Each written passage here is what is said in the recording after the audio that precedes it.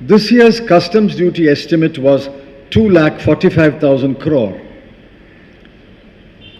But by the end of March, government says we will collect only 1,35,242 crore.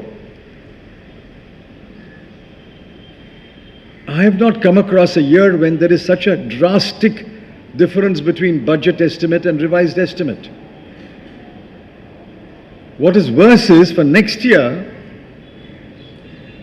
not even 1,35,000 crore will be collected. Next year, the customs target is 1,12,500 crore. Obviously, there is something happening which the government is not willing to share with us. There is a story which the government is hiding. And this is after across-the-board customs duty increases which the finance minister has announced and imposing a surcharge on all imports. I simply cannot understand how customs revenues are taking such a hit from a budget estimate of 2,45,000 crore to a revised estimate of 1,35,242 crore to next year's estimate of 1,12,500 crore.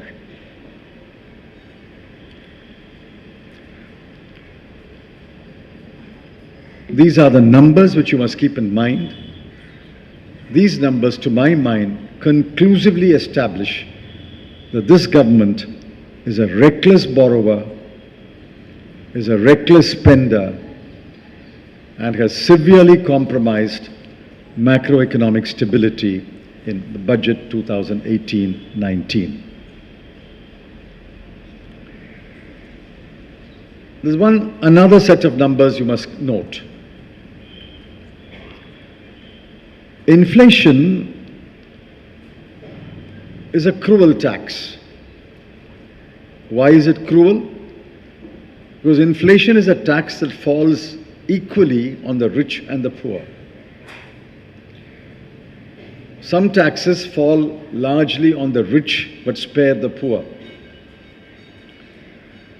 Some taxes fall on the rich and the poor, but concessions are given to the poor through exemptions, through rebates. But inflation is a cruel levy that falls both on the rich and the poor. It's like Cyclone Oki. If a cyclone hits a city, it will hit the rich and the poor. But the rich are better insulated because they live in pakka houses. The poor are less insulated because they live in slums, live in kacha houses. Since inflation is a tax that falls equally on the rich and the poor, the rich are better placed to bear the tax because they are rich. The poor are less well placed to bear the tax because they are poor. In December 2017, the last month for which we have numbers, WPI stood at 3.6% and CPI stood at 5.2%. So the question will arise, and I asked this question in Parliament, what are the estimates of average WPI and average CPI for the whole year, and what is your forecast for the next year? There was no answer from the government either in the Lok Sabha day before yesterday or in the Rajya Sabha yesterday. But fortunately, the Governor Reserve Bank 3 days ago has provided the answer. The Governor has said that going forward in the period April 2018 to December 2018, inflation is expected to rise to 5.6%. So the next year is going to be an inflationary year. Now for 2017-18, government has assumed that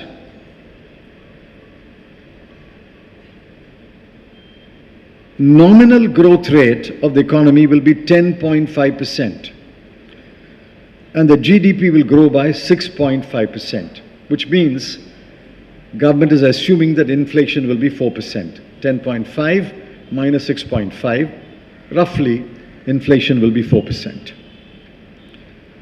For next year, government is assuming nominal growth rate will be 11.5%.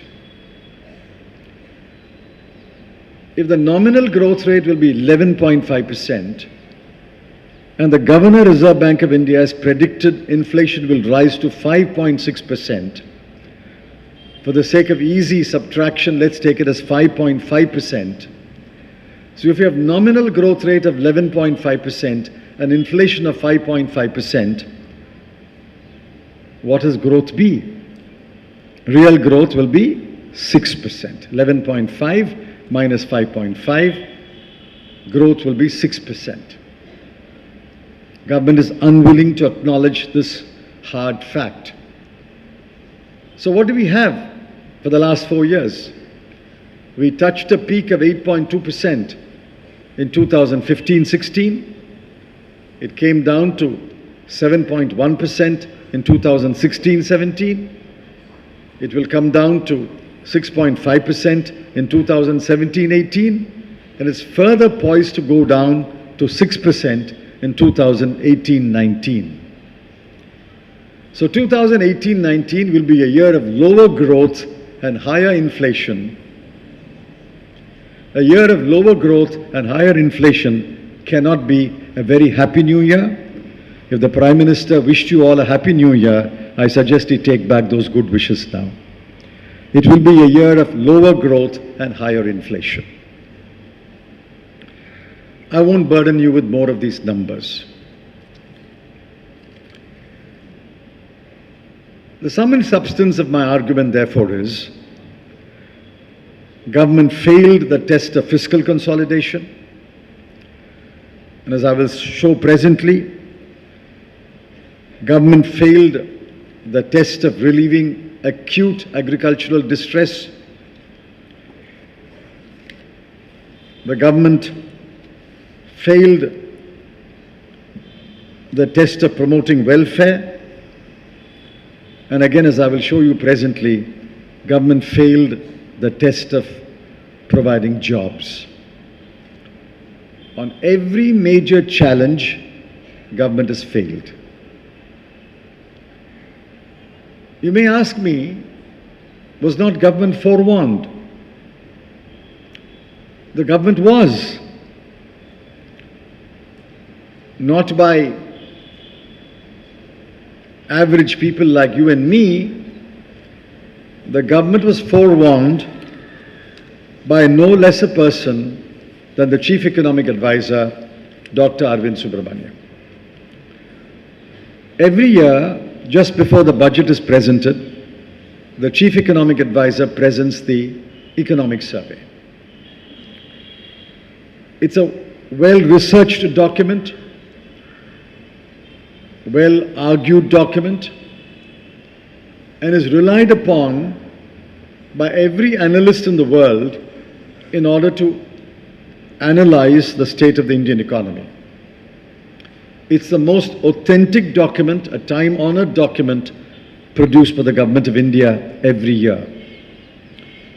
What did Dr. Arvind Subramanian say? I will call him the good doctor. He's a good doctor. The government hired him in 2014 and did not fire him as they fired two other people. So the government must believe in Dr. Arvind Subramanian. What did the good doctor say? The good doctor said, after nearly 4 years in office, the government has failed to address the challenges in education, employment, and agriculture. In education, Dr. Subramanian includes health, but he calls it education. So after 4 years in office, government has failed to address the challenges of education and health, employment, and agriculture. And let me quote a short passage on each one of them. On education, I quote, "The issue that needs re-emphasizing is education, looking at the looming technological headwinds and the risk of there being a stall in India's convergence process, the education challenge cannot be addressed soon enough given India's learning outcomes. Education, including health, is a big challenge. On agriculture, the economic survey says the level of real agricultural GDP and real agricultural revenues has remained constant. I hope you understand the implications of this statement. Real agricultural wages and real agricultural output has remained constant over 4 years. While nominally wages may have risen and nominally outputs may have risen, if you adjust for inflation, real agricultural wages and real agricultural output has remained constant. This means that in a growing economy, an economy that is supposed to be growing at 6 or 6.5 or 7%, relative to the non-agricultural sector, agriculturists and farmers have become poorer and poorer in the last 4 years. If this real income remains constant, if this real output remains constant, yet the size of the pie has increased by 6 or 7%, somebody else has become richer, and relative to that person, this person has become poorer and poorer. Unemployment, the survey says, providing India's burgeoning labor force with good, high productivity jobs will remain a pressing medium-term challenge. So the economic survey, authored by the good doctor, says, after 4 years, the government faces the challenge of education and health, challenge of agriculture, and challenge of employment. I want to ask, as an average citizen of this country, I want to ask the Prime Minister, his ministers, the Finance Minister, if after 4 years in office, there is no improvement in education or health or agriculture or employment, what the heck have you been doing in the last 4 years? Why are you remaining in office? For 4 years, at the end of 4 years, the report card says you have failed in physics, you have failed in biology, you have failed in chemistry, and you want to be a doctor. If you have failed in education and health, if you have failed in agriculture, if you have failed in employment, why are you in government? Now, taking this warning, government should have followed a course of treatment prescribed by the doctor. Unfortunately, while we have a good doctor, we have a terrible patient.